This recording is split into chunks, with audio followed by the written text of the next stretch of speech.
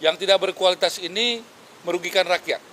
Jadi kami sudah minta audit ke BPK. Selamat malam, selamat berbuka puasa kepada teman-teman yang berpuasa. Tadi saya menemani Presiden berbuka puasa, sekaligus juga mau melaporkan ada beberapa hal yang sudah kita lakukan dan yang akan kita lakukan.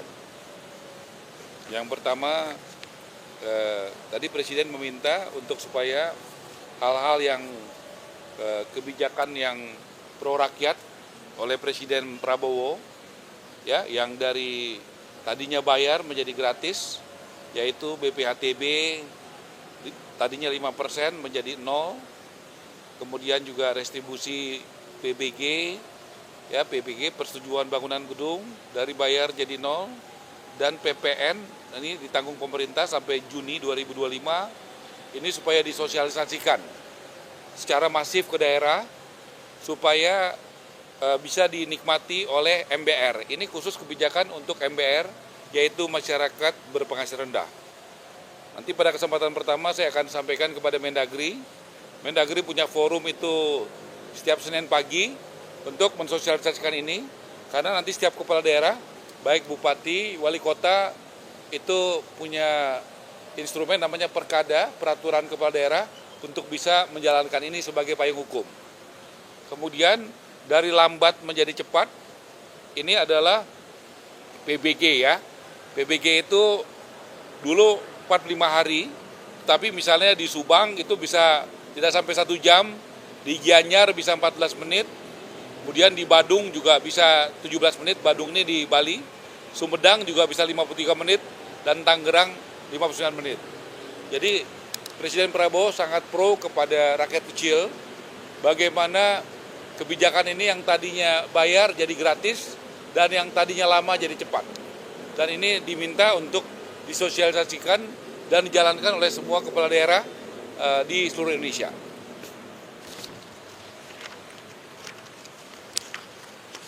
Kemudian saya laporkan progres Wisma Atlet, 3 tower itu yang Pademangan, ada 3 tower, 8, 9, 10 sudah selesai, sudah siap diserah terimakan. Nanti ada yang menghuni, ada bagi masyarakat dan juga bagi ASN, nanti yang mendistribusikannya adalah Menseknek.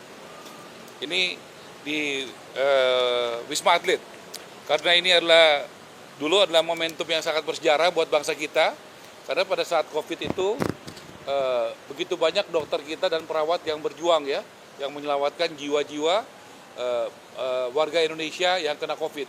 Jadi kita berusaha untuk membuatnya dengan sebaik-baiknya. Kemudian juga pembangunan tower di IKN itu yang sudah selesai 20 tower. 20 tower ini sudah selesai dan itu bisa digunakan. 20 tower sudah selesai. Kemudian ini capaian rumah subsidi FLPP. Jadi saya bisa disorot, ya. Ini datanya. Jadi yang berjalan pembangunan 9.330, ready stock 14.042, persetujuan kredit artinya dari banknya udah setuju 19.643, yang akad kredit tapi belum cair 20.603, total 63.618. Kemudian yang sudah sampai kepada masyarakat itu 69.000. Ini akad dan sudah cair.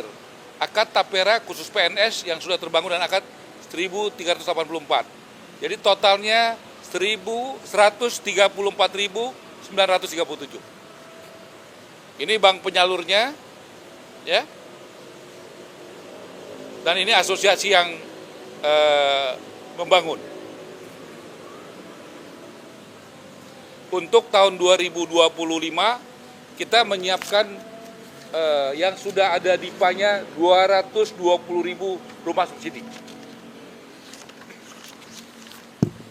Kemudian saya juga laporkan rumah subsidi yang kami sudah turun, banyak yang bagus, yang jalannya bagus, temboknya nggak retak, ubinnya juga rata, airnya bagus, penghijauannya bagus.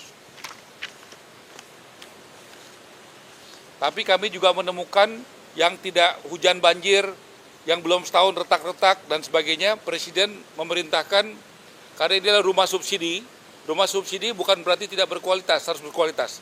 Karena ada contoh yang banyak yang berkualitas. Yang tidak berkualitas ini merugikan rakyat.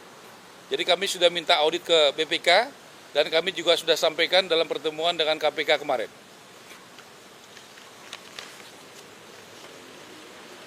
Kemudian kami laporkan, kami sudah melakukan groundbreaking dengan TNI Angkatan Darat. Ini dengan TNI Angkatan Darat, kami melakukannya di Serang. Total 5.760 unit. Ya, itu ada di beberapa tempat, yang ada di Brebes, ya, ada di Bogor, ada di Bantul, ada di Bekasi, dan ada di Serang. Kemudian juga kami sudah melakukan groundbreaking dengan Polri, dengan Bapak Kapolri di Kerawang. Total itu 14.389 unit. Nah ini, saya pikir teman-teman sebagian juga hadir. Kemudian doakan, mohon doanya, kita tanggal 25 Maret itu akan memulai menyerahkan kunci. Jadi bukan groundbreaking ya, menyerahkan kunci kepada guru-guru. Kita akan buat tanggal 25 Maret. Ada di Bogor, ada di Makassar, ada di Aceh dan Medan, ada di Pontianak, ada di Kupang, ada di Bangkalan, Madura, ada di Jayapura. Totalnya kita 20.000 unit rumah. 20.000 unit rumah, dan nanti pada saat penyerahan kunci simbolis pada tanggal 25 Maret, total itu sekitar 250 rumah. Sekitar 250 rumah. Kemudian kami sudah meminta waktu Presiden untuk bulan depan hadir pada saat penyerahan kepada warga negara Indonesia yang tidak punya gaji, ya, yang tidak punya gaji seperti pedagang sayur, pedagang bakso, dia tidak punya gaji, dia tapi punya usaha, dia punya penghasilan. Dan kami akan melakukannya di bulan April, ya, akhir April, kita siapkan paling tidak sekitar 25.000 unit. Ya. Ini akan kita buat sekitar tanggal 25 April di Jawa Barat, Jawa Tengah, Sulawesi Selatan, Sumatera Selatan, Kalimantan Selatan, Nusa Tenggara Barat, dan masih banyak lagi daerah lainnya.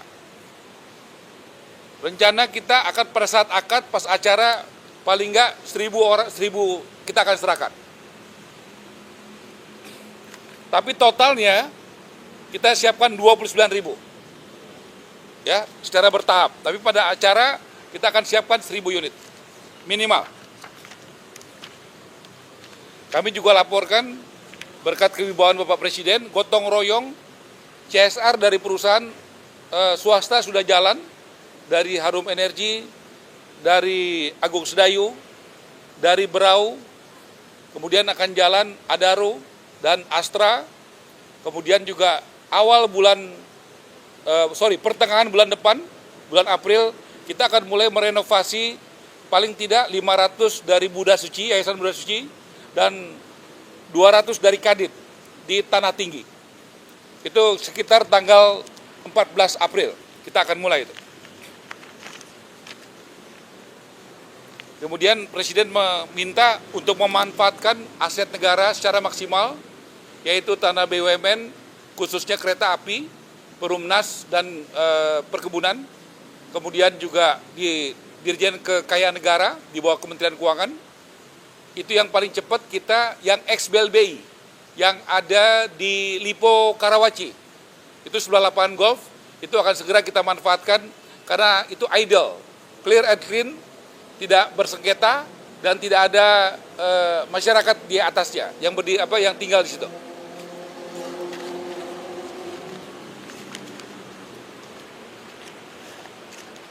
Kemudian saya juga harus laporkan sesuai Undang-Undang Cipta Kerja itu harus dibentuk Badan Percepatan Penyelenggaraan Perumahan BP3. BP3 ini adalah hunian berimbang, di mana pengembang kalau dia membangun satu rumah mewah, dia wajib membangun 2 rumah yang sedang dan 3 rumah yang sederhana. Ini untuk mengedepankan keadilan sosial. Jadi ini sangat penting bagaimana Bapak Presiden selalu dengan Pancasila dan Konstitusi ada keadilan sosial. Jadi BP3 ini akan segera kita bentuk supaya ini bisa berjalan soal keadilan. Saya rasa itu, terima kasih teman-teman. Saya rasa cukup ya.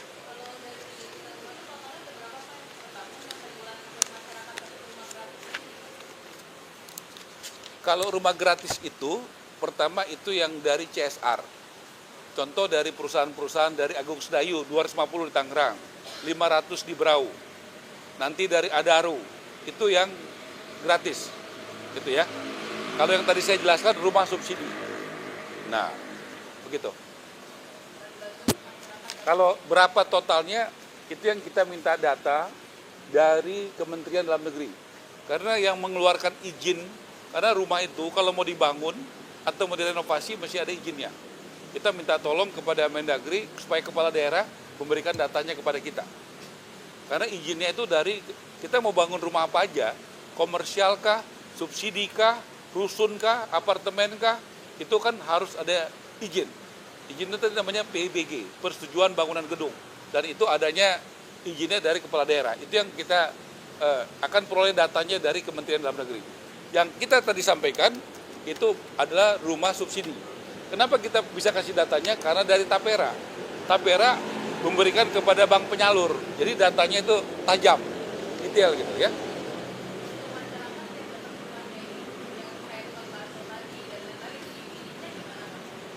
Tentu ada mekanisme bank, dia tidak punya gaji, tapi punya penghasilan.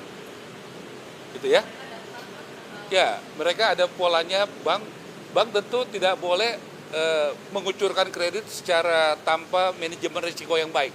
Dia mesti datang lihat bagaimana omsetnya, bagaimana itu sih, karena dia nggak punya gaji. Kalau yang punya gaji itu lebih mudah karena potong gaji. Ini dia tidak punya, karena kita diminta Presiden, karena masyarakat Indonesia banyak yang informal, tidak punya gaji tapi punya penghasilan dan butuh rumah. Nah kita harus cari solusi untuk yang seperti ini. Nggak bisa kita hanya kasih yang punya gaji, pegawai yang punya gaji. Nah, kalau pegawai yang punya gaji itu mudah, TNI, Polri, pegawai negeri itu mudah. Kita juga nggak boleh bekerja yang mudah-mudah aja. Kita juga harus cari bagaimana solusi supaya yang tidak punya gaji tapi punya penghasilan. Itu ya, makasih ya.